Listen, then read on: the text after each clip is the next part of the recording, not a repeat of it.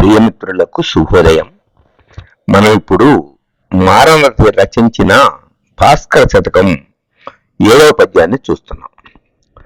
అలకు గుణ ప్రసిద్ధుడగునట్టి ఘనుండొకడిష్టుడై తను వలచి యుకించుకేమిడిన వానికి మిక్కిలి మేలు చేయుగా తెలిసి కుచేలుడొక్క కొనిదెండటుకుల్ తనకిచ్చినన్ మహాఫలదుడు కృష్ణుడత్యధిక భాగ్యము నాతని కీడే భాస్కరా.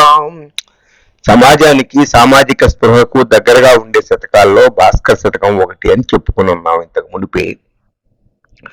అలకు గుణ ప్రసిద్ధుడగునట్టి ఘనుండు, గొప్పవాడు, మంచి గుణాలు కలిగినటువంటి వాడు, బుద్ధిమంతుడైనటువంటి వాడు, ఒకడికి ఇష్టుడై తను వలచి ఒకించకేమిడినా, తనకు ఆప్తుడు ఇష్టుడు అయినటువంటి వాడు తనను వలచి తనని అభిమానించి తనకు ఏదన్నా ఇస్తే వానికి మిక్కిలి మేలు చేయుగా, వాడిచ్చిన దానికే కొన్ని వందల రెట్లు అది అధికంగా ప్రయోజనాన్ని కలిగిస్తాడు.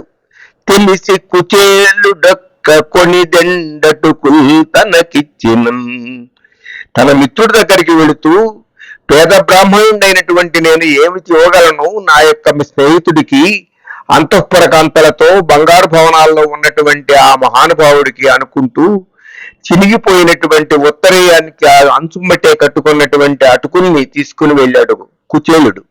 తెలిసి కుచేలుడొక్క కొనిదెండటుకుల్ తనకిచ్చిన, ఒక్క గుప్పెడు అటుకులు తీసుకుని అతని దగ్గర మహాఫలదుడు కృష్ణుడత్యధిక భాగ్యము నతనికి ఈడే.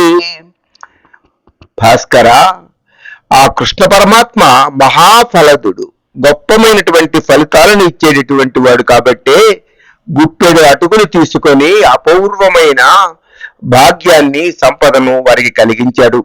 ఎత్తుక్కుంటూ తన ఇంటి ముందు వెళ్ళి ఇల్లు కనపడక ఒక మహాభయం భవంతి, ఒక సౌధం కనిపిస్తూ ఉంటే ఆశ్చర్యపోయి అటు ఇటు వెతుకుతూ ఉన్నటువంటి కుచేలుడి దగ్గరికి వచ్చి తన భార్య ఇంట్లోకి తీసుకువెళ్ళింది అని చెప్పాడు పోతన.